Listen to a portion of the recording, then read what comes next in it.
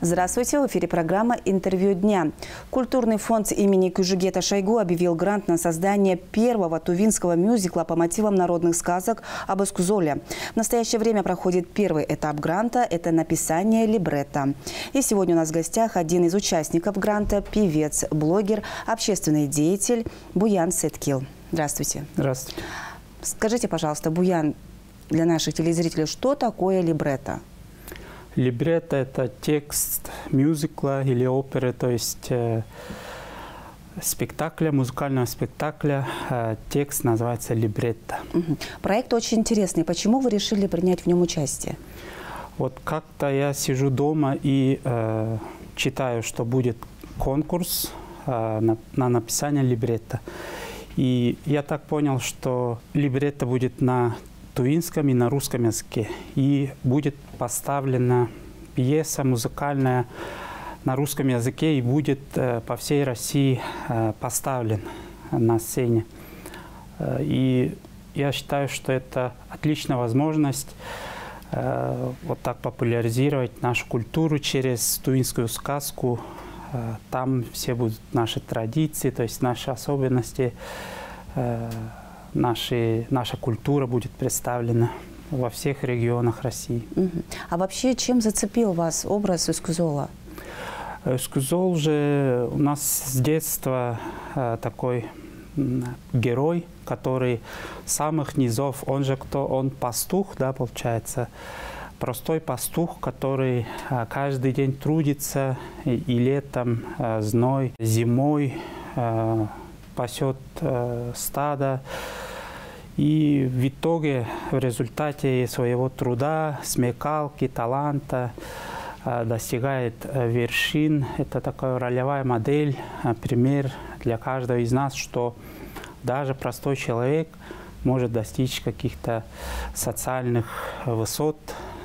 Получается, это пример для молодежи, для детей, что не надо отчаиваться, если сейчас у тебя положение как бы не очень, но зато посредством труда можно достичь высот.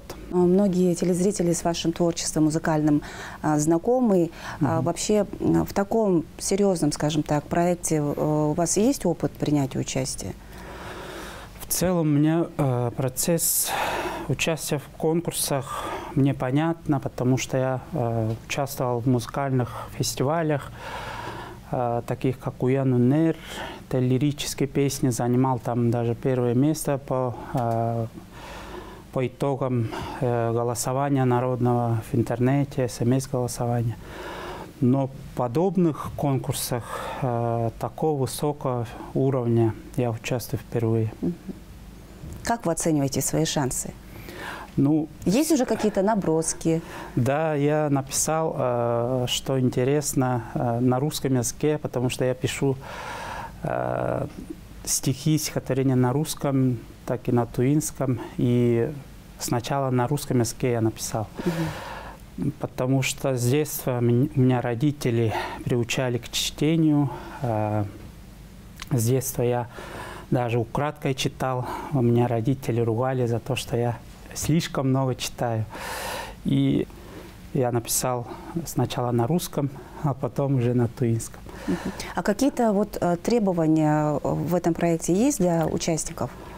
Ну, дается полная свобода, то есть свобода творческой реализации, каких-то жестких рамок нет, кроме того, что нужно написать интересную такую пьесу, которую бы люди хотели смотреть с интересом. Чем вы вдохновляетесь, когда пишете музыку, там, может быть, стихи, когда пишете? Это всегда природа Тувы, очень красивая всегда.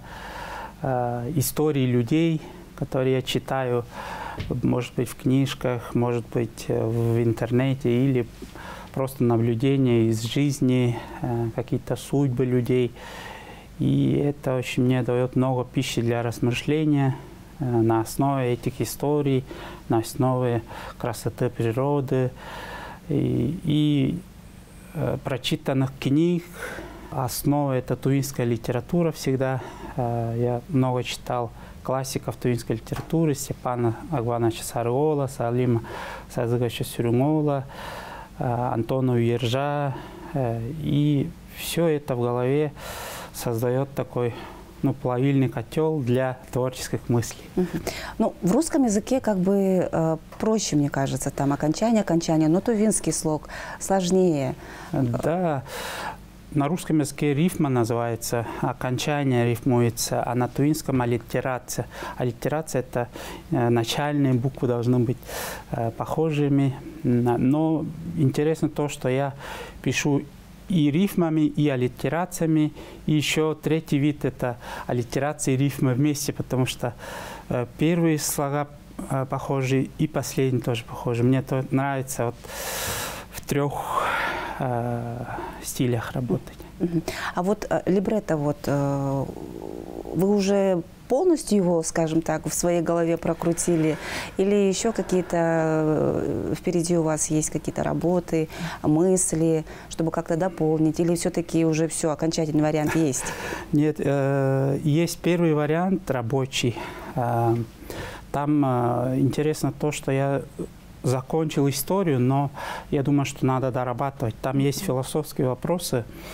Например, вот я сейчас читаю последнее, то, что я прочитал, это книга «Наедине с собой» Марка Аврелия. Это император Древнего Рима, философ. У него философия стойка, то есть стойко преодолевать жизненные трудности.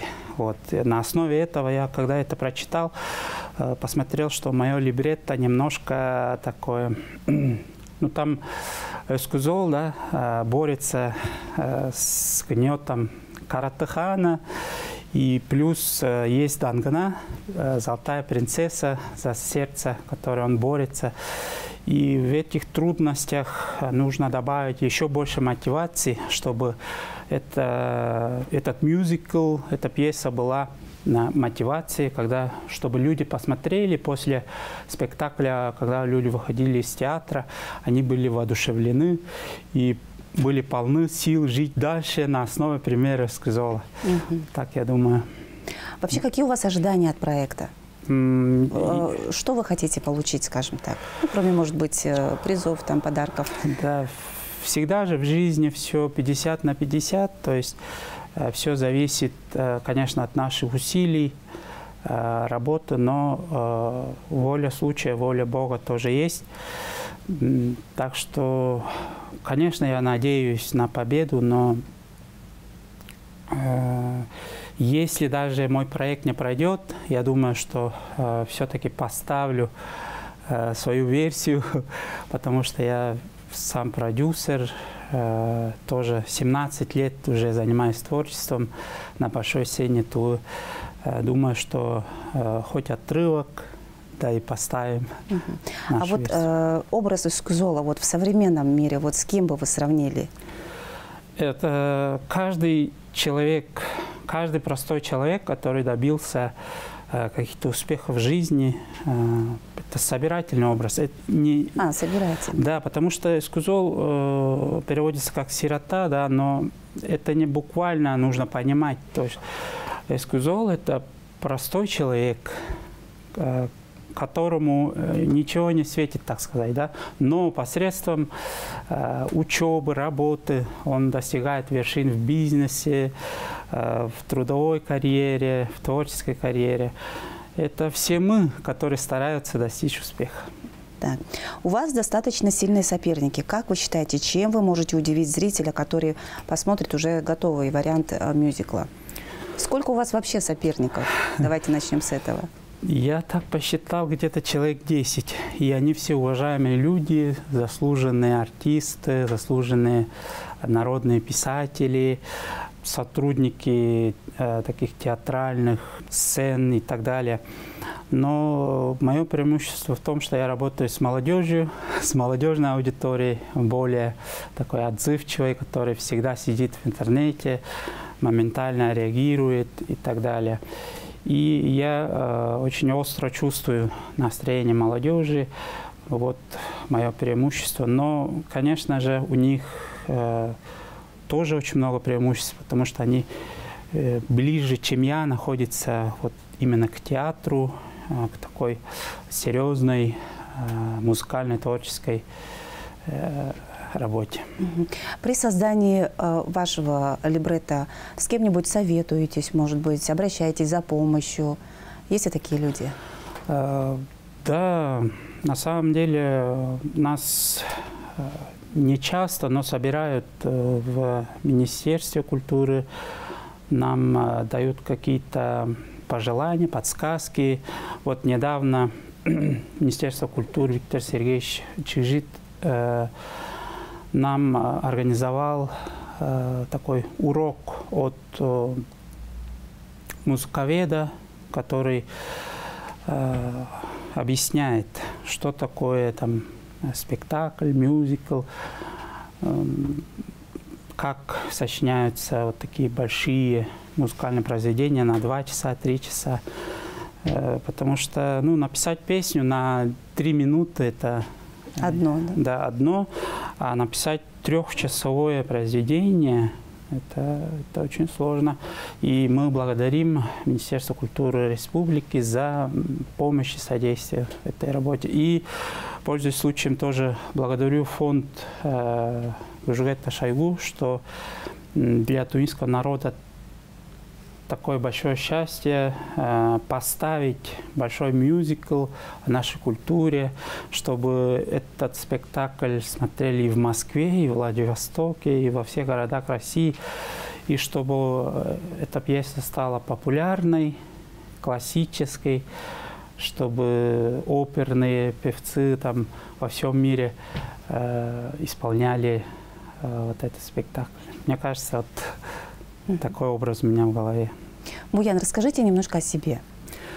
Я родился в западной части Тулы, в городе Актоурак, вырос в селе Кызылмажалык. У меня родители простые рабочие, но они очень любили читать. Меня с детства приручили. Потом я учился в Новосибирске университете педагогическом. У меня образование, работа с молодежью, специализация. Но 17 лет назад я параллельно учебе и работе начал петь. Я сочиняю и стихи, и музыку. Работал в правительстве, в Верховном Хурале. Сейчас у меня своя студия, творческая студия, где мы делаем песни, даем концерты и параллельно занимаемся благотворительностью. Уже с 2015 года у нас фонд есть, мы помогаем детям, сиротам, многодетным семьям, по праздникам помогаем. И мы полны творческих планов. И в следующем году у нас очень много концертов. И перед Новым годом мы хотим тоже сделать концерт благотворительный для наших героев, которые участвуют в специальной военной операции. Мы желаем вам удачи. Спасибо большое. Спасибо, что пришли, рассказали. Напомним, второй этап гранта культурного фонда Кужугета Шойгу на написание музыки и создание декораций для мюзикла по мотивам тувинских сказок о Ускусоле состоится в январе следующего года. Это была программа «Интервью дня». С вами была Чинчика Шпукол. До скорых встреч.